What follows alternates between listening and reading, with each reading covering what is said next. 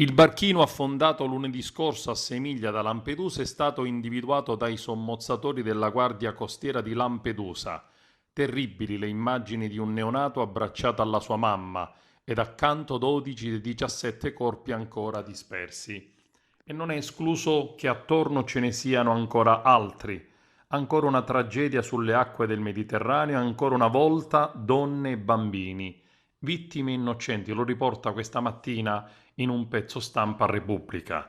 Il bacchino è quello affondato all'alba del 7 ottobre a sole 6 miglia da Lampedusa, quando, dopo aver chiamato i soccorsi alla vista delle motovedette giunte dall'isola, alcuni dei migranti a bordo cominciarono ad agitarsi, provocando il ribaltamento ed il rapido affondamento dell'imbarcazione, che era rimasta senza benzina e stava imbarcando acqua. Il relitto si trova a 60 metri di profondità e dopo giorni di lavoro incessante di tutti i nuclei specializzati, i corpi sono stati ripresi dal robot sottomarino a comando della Guardia Costiera. Per il recupero di tutti i corpi in pessime condizioni occorreranno diversi giorni, ma già da domani i sommozzatori si metteranno al lavoro per accelerare i tempi approfittando della buona condizione del mare.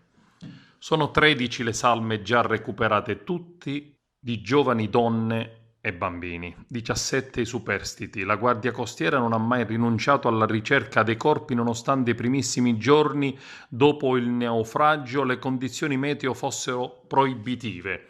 Appena il mare lo ha consentito, i sommozzatori sono tornati in acqua e stamattina sono riusciti ad individuare il relitto. Ci abbiamo creduto fino alla fine, dice il procuratore aggiunto di Agrigento Salvatore Vella, che coordina le indagini. La Guardia Costiera ci ha creduto e non ha mai mollato. Il barchino è stato individuato grazie ad un robot, in quanto a quelle profondità i sommozzatori possono stare davvero pochi minuti.